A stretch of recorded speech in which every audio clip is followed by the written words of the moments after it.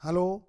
भगवती शिक्षक प्रशिक्षण महाविद्यालय में बीएससी बीएड फर्स्ट सेमेस्टर के बच्चों का स्वागत है। हम आज ऑनलाइन क्लासेज में जो है आवर्तीता गुणों के बारे में पढ़ेंगे। सब्जेक्ट केमिस्ट्री है और टॉपिक आपका है आवर्तीता। इसके बारे में हम ऑनलाइन माध्यम से पढ़ेंगे इस टॉपिक के बारे में। और टॉपिक जो है आवर्तीता गुण क्या है, आवर्तीता गुण को हम डिफाइन करेंगे। आवर्तीता गुण क्या है?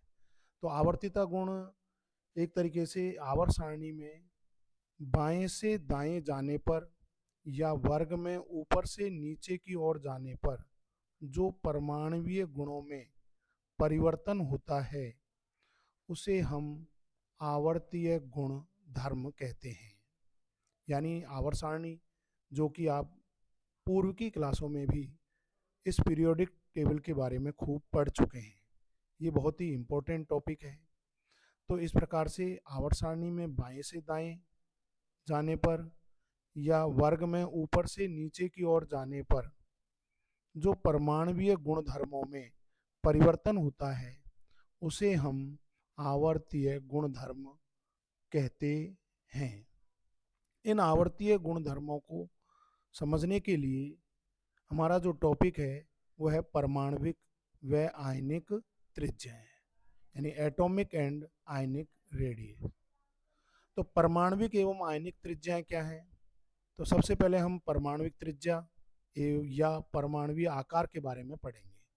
परमाणुविक त्रिज्या क्या है? किसी परमाणु के नाभिक से उसके बाह्यतम कोश के बीच की दूरी, यानी परमाणु नाभिक जो धनावेशित होता है और उसके बाह्यतम कोश यानी आउटर सेल में जो इलेक्ट्रॉन है उसके बीच की दूरी, नाभिक से बाह्यतम कोश के बीच की दूरी आपकी परमाणुविक त्रिज्या कहलाती है। इस परमाणुविक त्रिज्या को मापने के लिए हम सबसे छोटी इकाई यानी एंगस्ट्रॉम या उसे सेंटीमीटर में मापते हैं। परमाणु बहुत ही सूक्ष्मतम कण होता है जो स्वतंत्र नहीं रह पाता है। इसी कारण इस दूरी को अपरोक्ष रूप से हम निम्न प्रकार मापते हैं। इन दूरियों को हम निम्न प्रकार मापते हैं। नंबर 1 सहसंयोजक त्रिज्या, दूसरी है धात्विक त्रिज्या और तीसरी है वंडरवाल्स त्रिज्या। तो हम आज की जो ऑनलाइन वीडियो है उसमें आपको सहसंयोजक त्रिज्या के बारे में बताएंगे, जो कि चित्र के माध्यम से आपको बताया गया है कि सहसंयोजक त्रिज्या यानी दो एकल बंध के परमाणु, दो एकल बंध से बंधित अणु के दोनों परमाणुओं के नाभिकों के बीच की दूरी आपकी अंतरानाभिकीय दूरी कहलाती है। और उस दूरी का, दोनों नाभिकों के बीच की दूरी का आधा मान सहसंयोजक त्रिज्या कहलाता है, जो कि चित्र में दर्शाया गया है।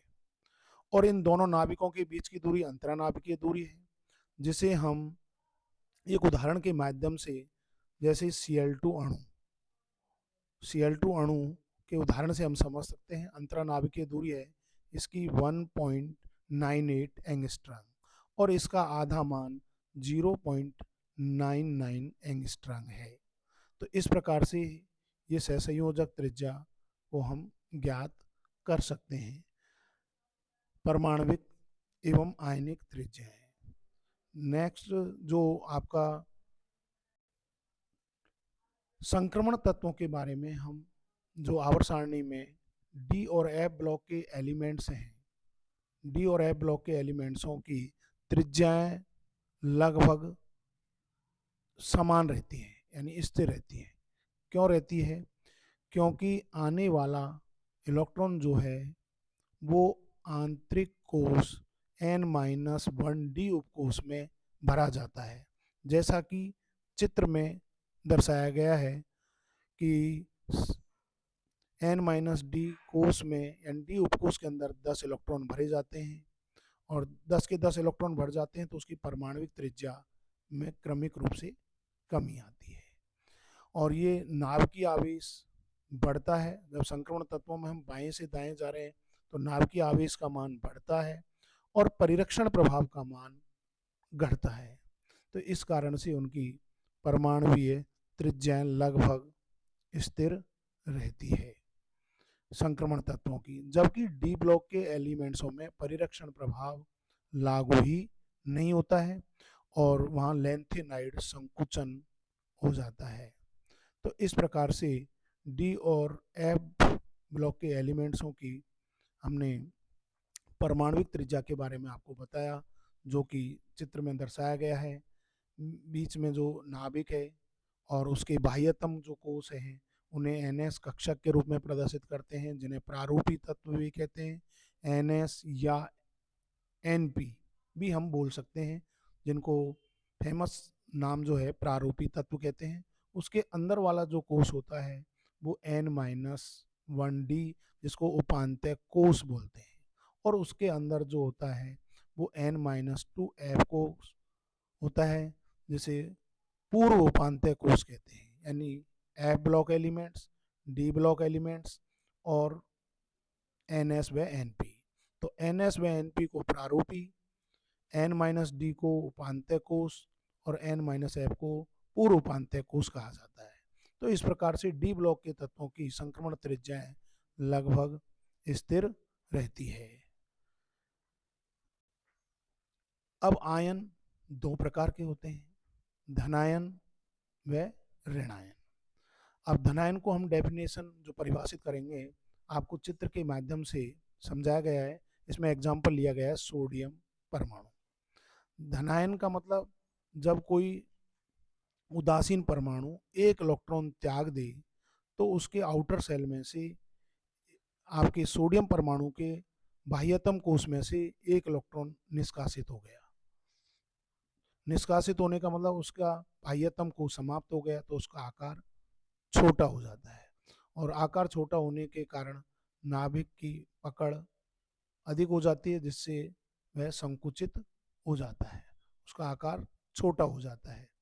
तो इस प्रकार से उदासीन परमाणु की तुलना में आवेशित परमाणु का आकार छोटा होता है, जो कि सोडियम परमाणु के उदाहरण में चित्र के माध्यम से दर्शाया गया है। 1 इलेक्ट्रॉन त्यागने के बाद में उदासीन परमाणु की तुलना में आवेशित परमाणु का आकार छोटा हो गया है। छोटा होने के बाद में उसकी त्रिज्या के माध्यम से भी दर्शाया गया है। उदासीन परमाणु की त्रिज्या R बराबर 1.86 एंगस्ट्रॉम है और जब आवेशित हो जाता है तो उसकी त्रिज्या 1.02 एंगस्ट्रॉम है। इसी प्रकार से ऋणावेशित आयन या ऋणायन की हम बात करते हैं। ऋणायन का सबसे बढ़िया उदाहरण है क्लोरीन परमाणु। यानी कोई भी उदासीन परमाणु यदि एक इलेक्ट्रॉन ग्रहण कर ले तो वह आवेशित परमाणु कहलाता है।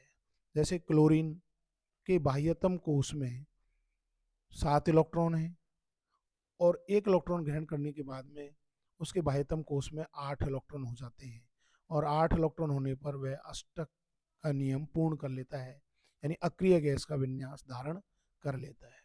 और अक्रिय गैस का विन्यास धारण करने के बाद में जो है वंडर वाल्स त्रिज्या का मान हो जाता है और वंडर वाल्स त्रिज्याओं का आकार बड़ा होता है। तो इस प्रकार से आयन दो प्रकार के होते हैं, धनायन तथा ऋणायन। धनायन का सबसे बढ़िया उदाहरण हमने इस ऑनलाइन वीडियो में चित्र के माध्यम से सोडियम का उदाहरण लिया है और ऋणायन के लिए क्लोरीन परमाणु।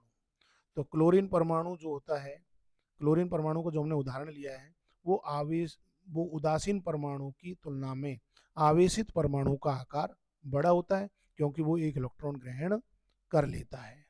तो इस प्रकार से हमने आयनों के बारे में विद एग्जाम्पल सहित आपको ऑनलाइन वीडियो के माध्यम से समझाया।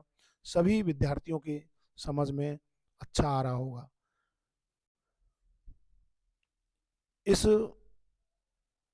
त्रिज्याओं को समझने के लिए, आयनिक त्रिज्या को समझने के लिए, यानी कोई भी आवेशित परमाणु है उस आवेशित परमाणु की आयनिक त्रिज्या को समझने के लिए हमने चित्र के माध्यम से आपको बताया गया है। जैसे सोडियम परमाणु है, सोडियम परमाणु ने अपना एक इलेक्ट्रॉन त्याग दिया, उस पर धनायन आ गया, और धनायन का आना ही वह आयनिक त्रिज्या कहा जाता है। धनायन व ऋणायन की त्रिज्या के योग के बराबर होता है, जो कि चित्र में आपको दर्शाया गया है। आर प्लस और आर माइनस, आयनिक बंध की दूरी डी बराबर आर प्लस और आर माइनस से दर्शाया गया है। नेक्स्ट टॉपिक हमारा जो है विकिरण संबंध। विकिरण संबंध आवर्त सारणी के अंदर सबसे इंपॉर्टेंट टॉपिक है। और विकिरण संबंध का मतलब होता है कि आवर्त सारणी में द्वितीय आवर्त के तत्व व तृतीय आवर्त के तत्वों के बीच में तिर्यक संबंध दर्शाना ही विकिरण संबंध कहलाता है। जैसे द्वितीय आवर्त के तत्व हैं लिथियम, बेरिलियम, बोरॉन और कार्बन, और तृतीय आवर्त के तत्व हैं सोडियम, मैग्नीशियम, एल्यूमिनियम और सिलिकॉन। तो यहाँ पर जो लिथियम मैग्नीशियम के साथ विकिरण संबंध दर्शाता है, बेरिलियम एल्यूमिनियम के साथ विकिरण संबंध दर्शाता है, और बोरॉन सिलिकॉन के साथ विकिरण संबंध या तिर्यक संबंध दर्शाता है, क्योंकि इनकी परमाणुिक त्रिज्याएं लगभग समान होती है। तो विकिरण संबंध भी बहुत इंपॉर्टेंट टॉपिक है। ये भी कंपटीशनों में और एग्जाम के अंदर, यूनिवर्सिटी एग्जाम के अंदर क्वेश्चन आता रहता है। तो आज हमने जो बीएससी बीएड के फर्स्ट सेमेस्टर के बच्चों को बहुत ही इंपॉर्टेंट टॉपिक, यानी आवर्त सारणी में परमाणुिक त्रिज्या व आयनिक त्रिज्या क्या है, परमाणुिक त्रिज्या को किस प्रकार से हम अपरोक्ष रूप से नापते हैं, जो सहसंयोजक त्रिज्या का हमने एग्जाम्पल के माध्यम से आपको समझाया। इसके बाद में हमने डी ब्लॉक एलिमेंट्स और ए ब्लॉक एलिमेंट्सों की त्रिज्याओं के बारे में बताया। भाई डी ब्लॉक एलिमेंट्स में जो है इलेक्ट्रॉन एक ही उपांत्य कोश के अंदर भरे जाते हैं, जिससे उनकी परमाणु त्रिज्याएं लगभग समान होती हैं, और एफ कक्षक यानी अंतः संक्रमण तत्वों में परिरक्षण प्रभाव नहीं लागू होता है, इसलिए उनमें लेंथेनाइड संकुचन होता है। इसके बाद में हमने आपको विकिरण संबंध के बारे में बताया। विकिरण संबंध जो कि द्वितीय व तृतीय आवर्त के तत्व दर्शाते हैं, लिथियम मैग्नीशियम के साथ में, बेरिलियम एल्यूमिनियम के साथ में, और बोरॉन सिलिकॉन के साथ में अपना विकिरण संबंध दर्शाता है। तो इस प्रकार से विद्यार्थियों, जो आज का टॉपिक हमारा आवर्त सारणी में परमाणुिक त्रिज्या, आयनिक त्रिज्या और विकिरण संबंध, आप सभी विद्यार्थियों के बहुत अच्छा समझ में आया होगा। और आप इस वीडियो को लाइक और सब्सक्राइब करें। धन्यवाद।